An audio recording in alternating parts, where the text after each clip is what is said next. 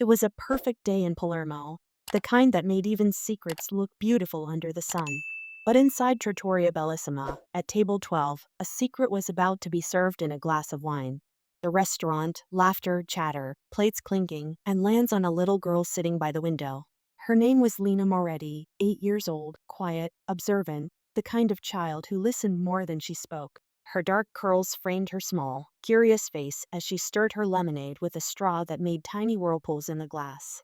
Across from her sat her mother, Clara, dressed in a crisp white blouse, scrolling through her phone between sips of coffee. She worked long hours at the local hospital. This lunch was supposed to be their special time. But in a world full of noise, the moments that matter often start in silence. The other side of the restaurant, a group of men sitting at table 12. Their presence shifts the energy instantly. And there, at the center of it all, sat Don Salvatore Romano, the man every whisper in Palermo feared to name. Tall, composed, his silver hair slicked back, his suit tailored in a way that made everyone around him seem smaller. He didn't need to raise his voice, his silence commanded the room. Two men flanked him, Marco, his loyal driver, and Ricci, his consigliere. They spoke in low tones, their conversation mixing with the hum of the restaurant. Ricci low voice. Everything's set for the shipment tonight, Don Salvatore. No mistakes this time. Salvatore calmly. Good. Mistakes are for men who can afford to make them. Marco smirking. And we can't. Salvatore. We never could. He raises his hand slightly, signaling for the waiter. The young man hurries over, nervous, sweating slightly despite the cool air. The waiter's name tag read Enzo. His eyes darted everywhere but the boss's face. Salvatore. A bottle of Nero d'Avola. The 97 Reserve. 2 glasses. Enzo. Right away, sir. As Enzo turns away, Salvatore's gaze follows him briefly, something unreadable flickers in his eyes. Then he resumes his calm. Back at table 7, Lena watches them curiously. She wasn't supposed to stare, but something about the older man fascinated her, the way people respected him, even the waiters bowing slightly as they passed. Her grandmother used to tell stories about men like that, men who made promises with smiles and threats with silence. Tension rising. Then it happened. As Enzo approached table 12 with the wine, Lena overheard a few words. They weren't Italian, they were Sicilian. Her Nonna had taught her bits of it when she was younger, telling her, "Never forget the language of the heart, Piccerita. Sicilian carries truth even when people lie." Now, those same words slipped out of the waiter's mouth, quiet but clear enough. Enzo murmuring, "Allah salute, dopo you brindisi, finish tutu." Translation, to health after the toast, it all ends. Lena's face. Her spoon stops spinning. The sound of the restaurant fades out, replaced by her heartbeat. She didn't understand everything, but she understood enough. Those words, they weren't a toast. They were a sentence. Lena's eyes followed the waiter's shaking hands as he poured the wine into 2 glasses. The bottle tilted too long, a drop spilled onto the tablecloth, dark like blood. Salvatore didn't notice. He was mid-conversation, laughing about something Marco said. But Enzo's knuckles were white around the bottle. His lips trembled. He set it down too fast and stepped back, nearly tripping over another chair. Lena felt something twist in her chest, the feeling a child gets when something terrible is about to happen, but no one believes them. Lena softly, to her mother. "Mama." Clara distracted. Lena. That man's drink. Clara still scrolling. "Finish your lemonade, tesoro." Lena frowns, looking back at table 12. The men were laughing again. The waiter was gone, but his empty eyes lingered in her memory. Then something metallic rolled across the floor. A tiny glass vial had slipped from Enzo's apron and rolled across the tiles, stopping right under Lena's shoe. She looked down, picked it up carefully. It was small, no bigger than her pinky, and smelled faintly of almonds. Her Nona's voice echoed in her mind. "Almonds, Lena. Never trust that smell. It means poison." Her heart pounded. Her fingers shook. She looked toward table 12. Don Salvatore lifted his glass, ready for a toast. Slow motion begins. The restaurant fades around her. Just her, the glass, and his raised hand. Salvatore, Allah salute. To health. She couldn't breathe. The words came before she could think. Lena whispering, "No, no, don't." She stands up so fast her chair falls over. Everyone turns. Glasses clink, people murmur. Clara embarrassed. "Lena, sit down." Lena panicked, voice cracking. "Don't drink it." The whole restaurant goes still. Even the music stops. All eyes on her. Salvatore lowers the glass slowly. His eyes, sharp, curious, lock onto hers. Salvatore. And why not, Bambina? Lena stammers, clutching the vial behind her back. Her mother kneels beside her, whispering furiously. Clara, what's gotten into you? Lena pleading. Mama, it's poison. It smells like almonds. Please, don't let him drink it. Gasps ripple through the tables. Salvatore gestures slightly with his hand. His men stand up, tense. The atmosphere tightens like a held breath. Marco low growl. You accusing the Don of being poisoned, kid? Salvatore calmly, raising a hand. Enough. Let her speak. His eyes don't leave Lena's face. Salvatore, you understand Sicilian, Bambina? Lena nodding timidly. A little. My Nona taught me. Salvatore, and what did you hear? Lena, the waiter said, after the toast, it all ends. And then this fell. She shows the vial with shaking hands. The air thickens. Ricci steps forward, face pale. He whispers something to Salvatore's ear. Salvatore takes the vial from her gently, his gloved fingers careful, controlled. He sniffs it. A hint of almonds. Salvatore to Marco. Bring Enzo. Now. Marco storms toward the kitchen. The crowd whispers in panic. Lena's mother tries to apologize, but Salvatore silences her with a raised hand. Salvatore, no need to apologize. The girl may have saved my life. The tension in the room shifts. Respect replaces disbelief. Moments later, Marco drags Enzo out from the kitchen. The waiter's face is drenched in sweat, his apron stained. He's trembling violently. Marco. He was trying to run. Salvatore coldly. Is that true? Enzo choking. Please, I had no choice. They said they'd kill my family if I didn't. Salvatore interrupting. Who? Enzo. The Ricci syndicate. They made me. Before he can finish, a gunshot pierces the air.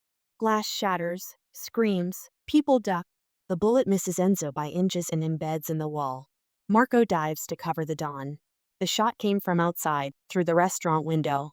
Salvatore shouting, get him out the back. Now. Marco and two guards pull Enzo away. Customers flee. Salvatore turns to Lena and her mother, both frozen in fear. Salvatore, you too. Stay behind me. He steps toward the window, scanning the rooftops across the street, but whoever fired is gone. The silence afterward is deafening. The wine glass still sits untouched, a thin wisp of smoke curling from the broken window. Lena clings to her mother's arm. Her wide eyes meet Salvatore's once more. For a brief moment, something unspoken passes between them. Respect, curiosity, destiny, the reflection of the sky trembling in the red liquid. In a single moment, innocence met power, and the girl who spoke the old tongue of Sicily changed everything. But in Palermo, saving a mafia boss's life doesn't make you safe, it makes you seen. The bullet that missed by inches had changed everything. The laughter, the sunlight, the peace gone. Now, only the echo of fear remained inside Trattoria Bellissima. The restaurant, overturned chairs, spilled wine, frightened customers rushing out the door. The once cozy air now smells of gunpowder and panic. At the center of it all, Lena clings to her mother's waist, eyes wide. Don Salvatore Romano stands still, his gaze fixed on the wineglass that almost ended his life. The poison glistens under the sun, thick and red. He studies it like a man staring at fate. Salvatore quietly, bring me the vial. Marco retrieves it from Lena's small hand. She hesitates before letting go, her fingers trembling. Salvatore, you kept this safe? Lena softly, I didn't know what to do. Salvatore, you did exactly what most men in this city wouldn't, you told the truth. A flicker of pride crosses his eyes. Then his voice hardens. Salvatore to Marco, test it. Fast. Marco nods and disappears through the kitchen doors. In Palermo, truth is never free. Every word costs something, and every witness, even a child, carries a price. Clara kneels down, whispering to her daughter. Clara frantic. What were you thinking, Lena?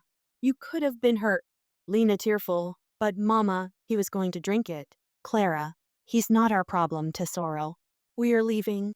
Clara turns to go, but Salvatore's voice cuts through the air like a blade. Salvatore, you're not leaving. Clara freezes. Slowly turns. Clara. Excuse me? Salvatore. Whoever fired that shot didn't aim to kill the waiter. They aimed to silence him. You were sitting 10 feet away. You and your daughter are witnesses now. He steps closer, calm but cold. Salvatore, you'll stay until I know who did this. Clara's voice wavers between fear and defiance. Clara, we are innocent.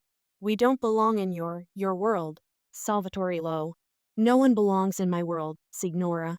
But once you've seen it, it belongs to you. He walks away, leaving them shaken. The kitchen doors swing open. Marco returns, holding a white napkin. On it sits the vial, opened. Marco, boss, it's cyanide. A slow, deadly pause. Salvatore, as expected. Ricci grimly. They wanted it public. Poison in broad daylight, a message. Salvatore, a message to who? Marco, you Don. Salvatore's jaw tightens. He looks out the shattered window. Sunlight flickers across his face, half in light, half in shadow. Don Salvatore Romano was not a man easily rattled. But today, someone had made him bleed without touching him. He turns back toward Lena and Clara. Salvatore, you'll come with me. Both of you. Clara. No. Salvatore softly, but deadly. You think they won't come for the girl after this? Clara. She's just a child. Salvatore. Exactly. A child who saved me. Which means she embarrassed men who don't forgive embarrassment. Lena looks between them, her mother trembling, the Mafia Boss calm but terrifying. Lena, will they really hurt us? Salvatore quietly. They'll try. Lena, then we should stay. Clara gasps. Clara. Lena, no. Lena softly, but firm. Nona said, if you save a life, you protect it. I saved his. We can't just leave. Salvatore's expression changes. For the first time, there's warmth behind his eyes. He nods once. Salvatore, your grandmother was a wise woman. Marco returns with Enzo, the waiter. His wrists are tied loosely with a napkin. He's crying. Enzo, please, Don. They forced me. I swear on my mother's grave. Salvatore coldly. Who forced you? Enzo sobbing. The Ricci syndicate. They said, if I didn't do it, they'd kill my wife and boy. They're watching even now. Salvatore's eyes narrow. Salvatore? Where? Enzo. Everywhere. Suddenly, the restaurant phone rings. Everyone jumps. Marco answers, listens. His face turns pale. Marco, it's for you, Don. No voice. Just breathing. Salvatore takes the receiver. Silence. Then a whisper, low and taunting. Voice on phone. You should have drunk the wine, Salvatore. We don't miss twice. The line clicks dead. Salvatore sets the phone down, slow and deliberate. For the first time in years, the Lion of Palermo felt the cage closing around him. But he wasn't alone anymore, not this time.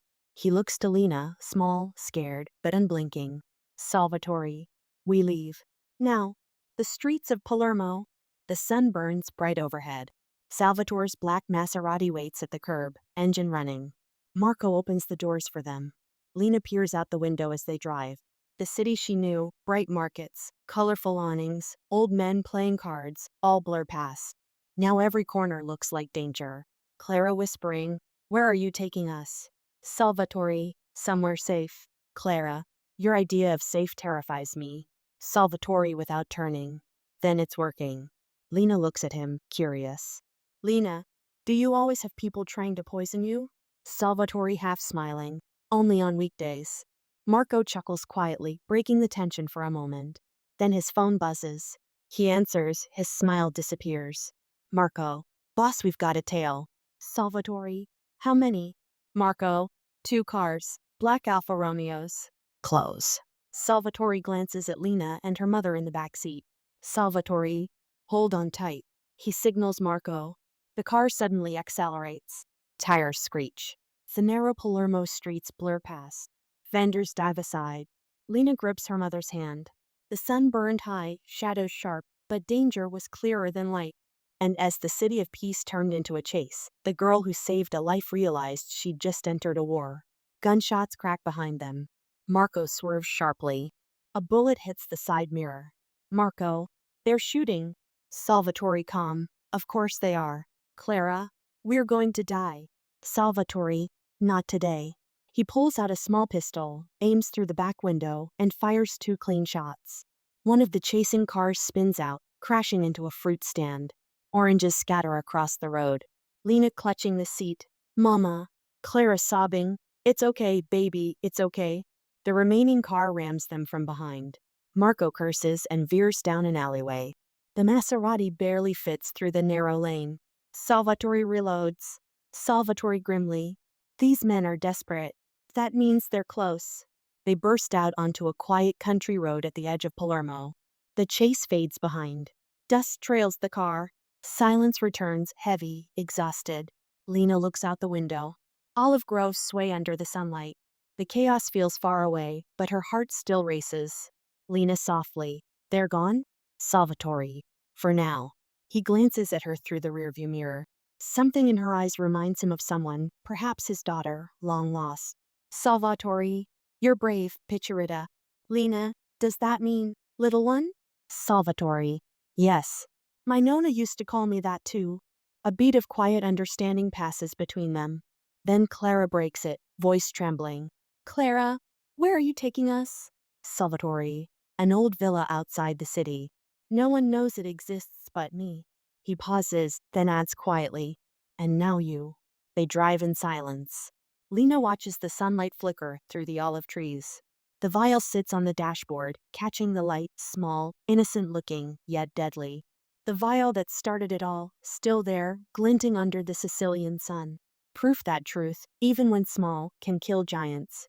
They finally reach an old stone villa surrounded by cypress trees. Iron gates creak open.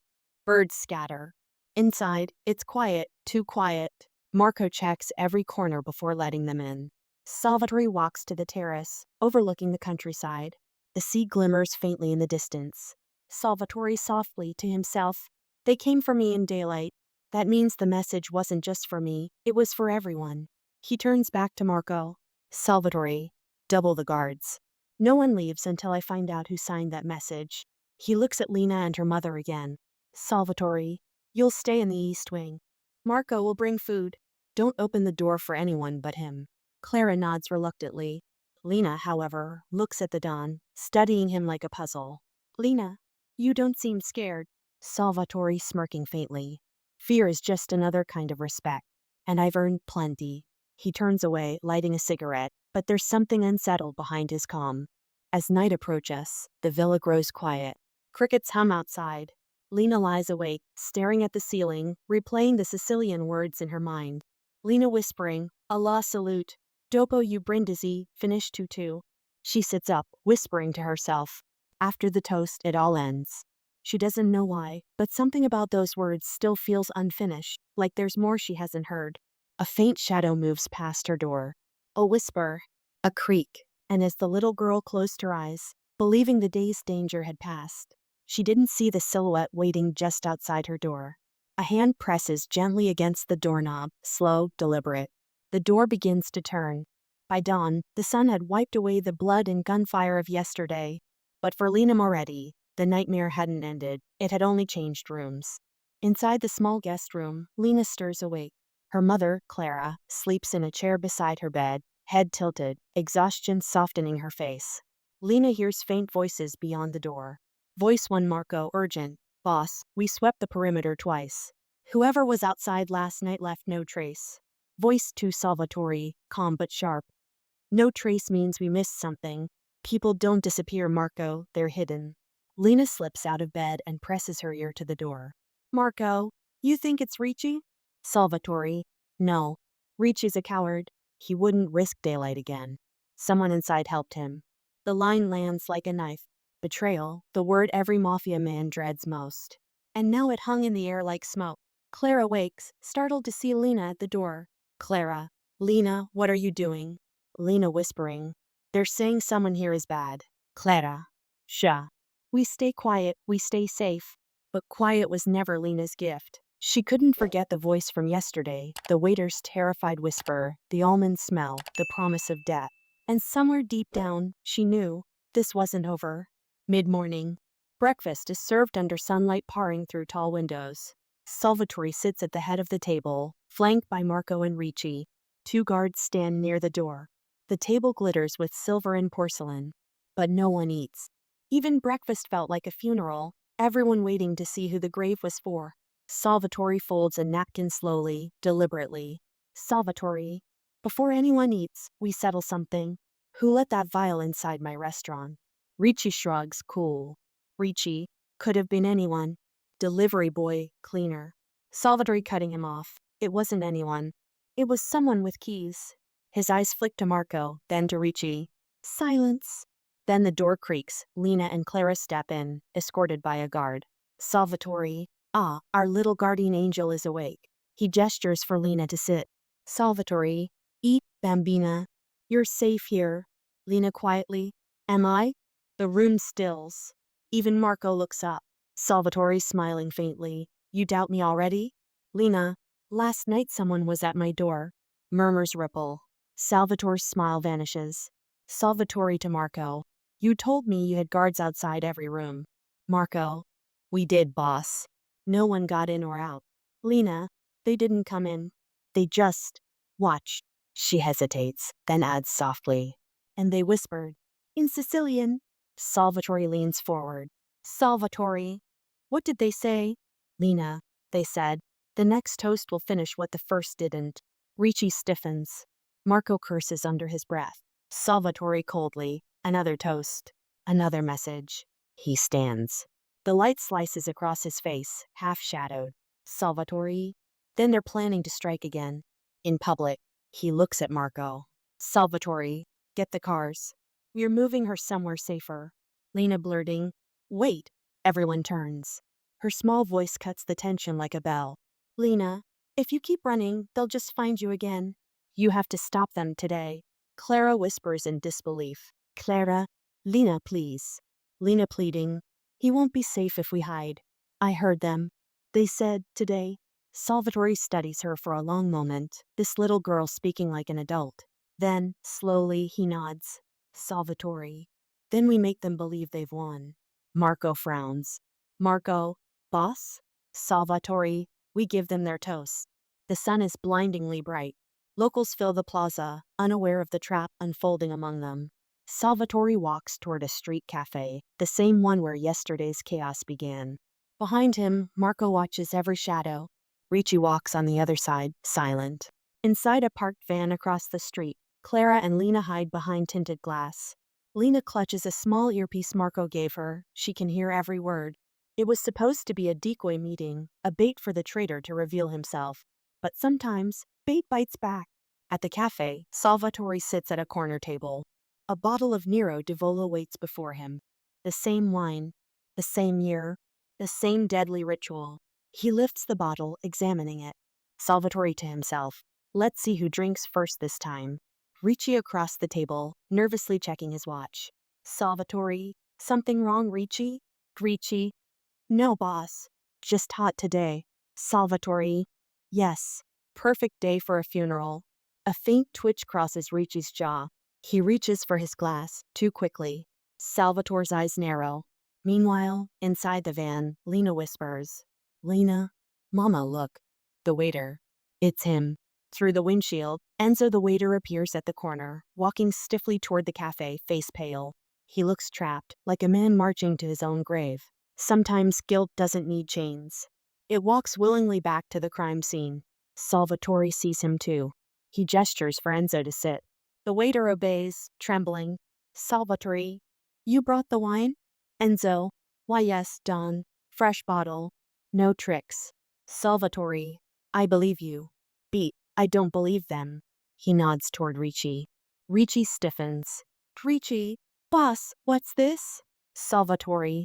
The girl heard Sicilian outside her room last night. The phrase about the next toast. You're the only one here who still speaks Sicilian fluently. Ricci's eyes flicker. He forces a laugh. Ricci. That's ridiculous. Salvatore. Yes. Ridiculous that I didn't see it sooner. He pours wine into 2 glasses, one for himself, one for Ricci. Pushes the glass forward. Salvatore. Drink. Ricci uneasy. You think I'd poison you in front of everyone? Salvatore. I think you already tried. A tense beat. Sweat beads down Ricci's neck. Finally he grabs the glass, raises it, then freezes. His eyes flick to the rooftops. A glint of metal. Ricci panicked whisper. Down. Gunfire erupts. Glass shatters. People scream. Salvatore dives behind a pillar, returning fire. Enzo crawls under the table. In the van, Lena covers her ears. Clara grabs her shoulders. Clara, we have to go. Lena, no, Mama. He's still there. She pushes the van door open and runs into the chaos before Clara can stop her. Fear makes grown men freeze. But sometimes courage belongs to those who don't know they should be afraid. Bullets ricochet off walls. Lena darts between tables, her small frame hidden by smoke and panic. She spots Salvatore crouched behind a column. Lena shouting, "Behind you!" A gunman appears on the opposite balcony, aiming at Salvatore. The Don turns, fires once. The shooter falls. Salvatore gritting teeth. "Picturita, what are you doing here?" "Lena, you said we make them believe they've won. Now they think you're alone." He almost smiles, even in gunfire. Her logic disarms him. The street fills with sirens. Police scatter into the square. Ricci tries to slip away through the smoke, but Lena sees him. "Lena, there." Salvatore's men corner Ricci near a fountain. The Don approaches slowly, gun still smoking. "Salvatore, you always loved toasting, Ricci. Let's drink one last time." Ricci desperate, "You don't understand. They forced me." Salvatore, "Everyone's forced. Choice is what makes you guilty." He gestures. Marco takes Ricci away. The gunfire fades. The cafe is ruined, tables overturned, sunlight cutting through the dust. Salvatore turns to Lena, who stands in the middle of the wreckage, shaking but unhurt. Salvatore softly, "You warned me again." "Lena, you keep almost dying." Salvatore half smile, "And you keep stopping it." He kneels, meeting her eyes. "Salvatore, I owe you more than my life now, Bambina." "Lena, then promise you'll stop letting bad people sit at your table." He looks at her, a man used to power, suddenly powerless before truth. He nods. "Salvatore, maybe it's time someone else teaches me manners." Police surround the area. Reporters gather. Clara rushes in, pulling Lena into her arms, crying. In the bright Sicilian day, the echo of bullets still lingered. But so did something else, a warning, spoken by the smallest voice in the room, and heard by the loudest man in the city. Sunlight glinting on broken glass, the reflection of the spilled wine, red as blood, pooling around Salvatore's shoes. But the girl didn't know the war had only changed faces. Because in Palermo, every warning is just the beginning of another secret. Palermo's sun was blinding that morning, almost holy. But in the city of saints and sinners, light only makes the shadows run deeper. Salvatore watches as Ricci is pushed into the back of a police car. He doesn't look away until the door slams shut. "Marco low, you did the right thing, boss." Salvatore coldly, "There's no right thing in this world, Marco. Only less wrong." He turns to Lena and Clara, who stand a few feet away, shaken but unharmed. The girl clings to her mother's hand, eyes full of something beyond fear, awareness. "Salvatore, you both can't stay here. Whoever gave Ricci orders won't stop now." "Clara, you said we were safe." "Salvatore, you were. Until today." He signals to Marco. "Salvatore, take them to the countryside, the old vineyard in Corleone. No phones. No visitors." "Lena, where will you be?" Salvatore softly, "Hunting." The farther they drove from Palermo, the quieter it got. And sometimes, quiet is louder than gunfire. Clara stares out the window, lost in thought. Lena holds a worn teddy bear Marco found in the villa. Marco drives, sunglasses reflecting the endless road. Lena softly, "Do you think he'll be okay?" Marco, "The boss?" Chuckles dryly, "He survived worse than this." Lena, "He said someone else gave the orders." Marco, "Yeah, that's what scares me." They arrive at a weathered stone house surrounded by vineyards. The air hums with cicadas. Marco, "Stay inside. The caretaker brings food every morning. If anyone else comes, lock the doors." He crouches beside Lena, handing her a silver locket. Marco, "This belonged to my sister. Keep it, for luck."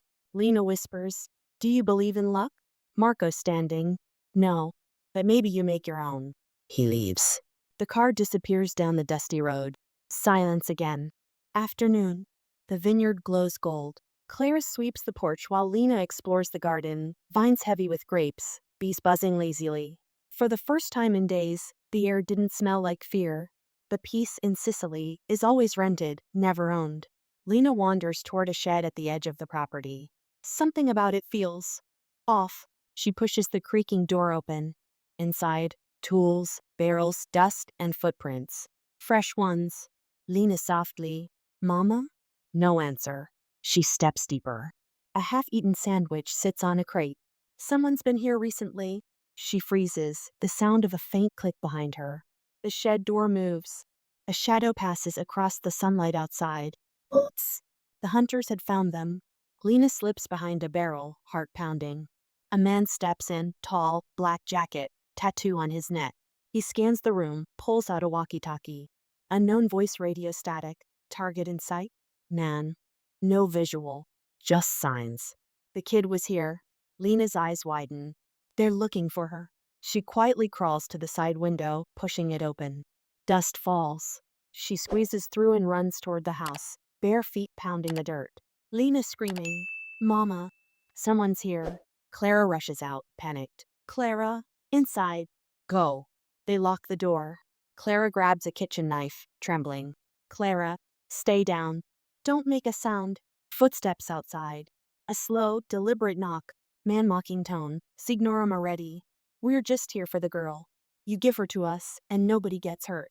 Clara presses Lena's face to her chest. Clara whispers, don't breathe. A pause. Then, the sound of the door handle turning. Wood creaks. Fear has a sound. It's not screaming. It's silence right before something breaks. Glass shatters. The man climbs through the window. Clara stabs. The knife grazes his arm. He grabs her wrist, twisting hard.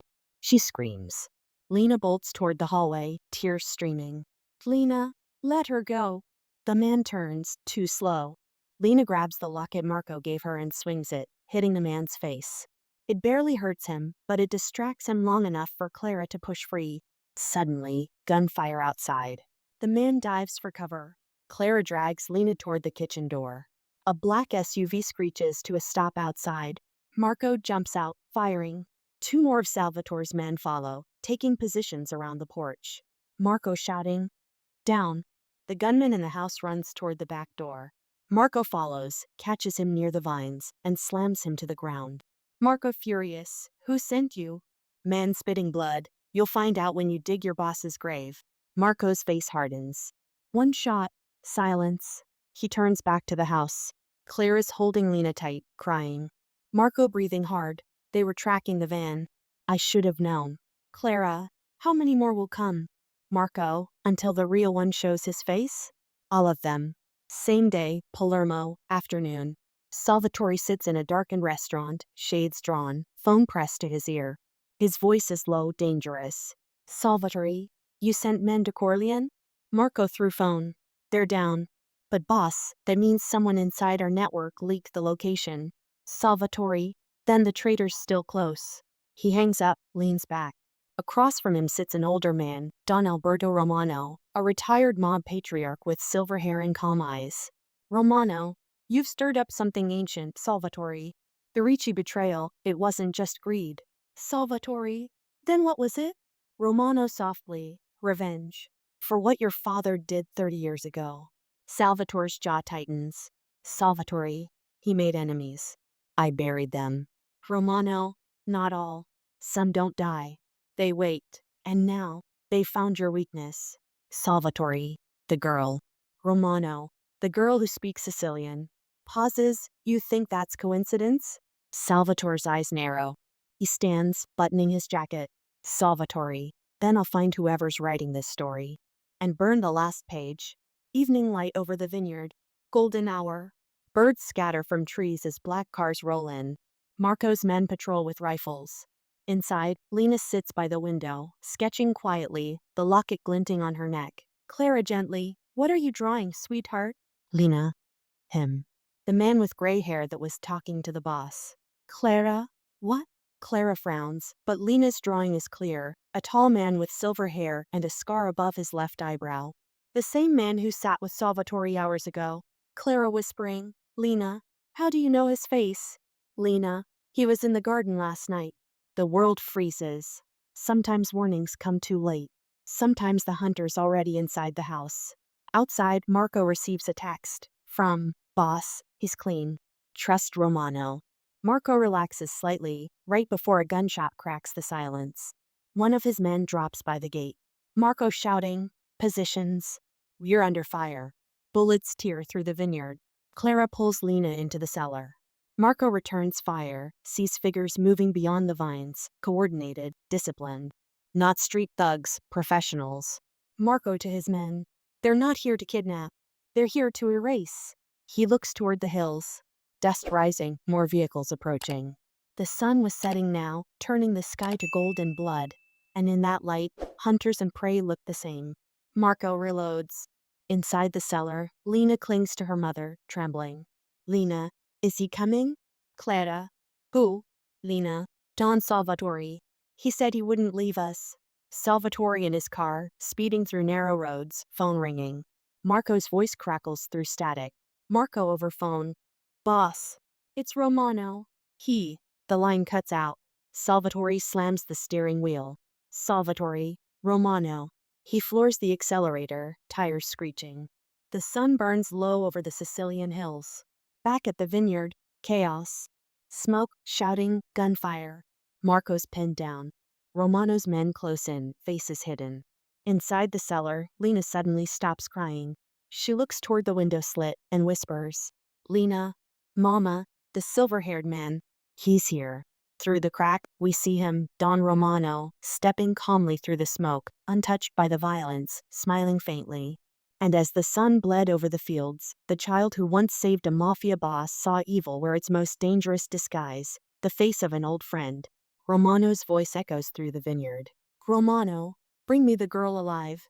Lena holds the locket tight, whispering a prayer in Sicilian, words she doesn't fully understand. Lena whisper, "Dio proteggilo." And in that moment, between breath and heartbeat, the hunters finally reached their prey. When dawn came to Corleone, it didn't bring peace. It brought reckoning. Shattered windows, bullet holes in the stone walls, a car still smoldering near the vines.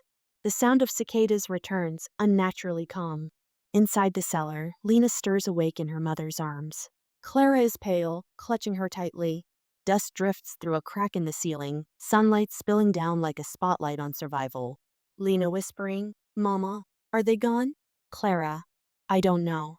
"Don't move." Outside, footsteps crunch on gravel. Slow. Purposeful. A man's shadow crosses the doorway. Then, the creak of hinges. He had waited 30 years for revenge. And now, Don Alberto Romano had finally found what he was looking for. Romano steps inside, immaculate in his white suit, silver hair gleaming in the light.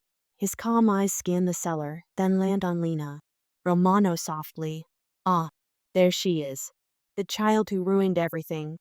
Clara stands, knife trembling in her hand. "Clara, stay back." Romano, "My dear, do you think I came to hurt her? I came to finish a story your boss started long before you were born." He steps closer. His voice drips with false gentleness. "Romano, you see, Salvatore's father, Don Vittorio, betrayed my family, poisoned my brother. So I promised myself, when the next Moretti air rose, I'd take something he couldn't replace." He crouches to Lena's eye level. Romano whispers, his hope. Lena stares at him, no tears now, only a strange calm. "Lena, you're the one who said the Sicilian words." Romano smiling, "Clever girl." "Yes, I taught them to Ricci. He failed me. But I never failed twice." He straightens, pulling a small glass vial from his coat pocket, the same kind used in the first poisoning. "Romano, do you know what this is? The last of it. Enough to end a man's legacy." He turns to Clara, voice low. "Romano, call Salvatore. Tell him you'll trade the girl for his peace. If he refuses, she dies." Clara shakes her head, trembling. "Clara, he'll kill you." "Romano, he can try."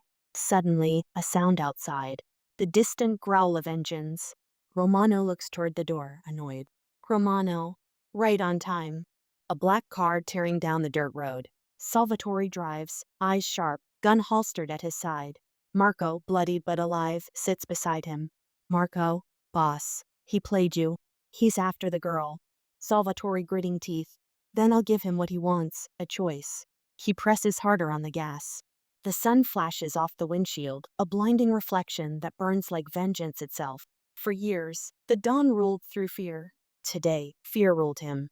The car screeches to a stop at the vineyard. Salvatore and Marco jump out, weapons drawn.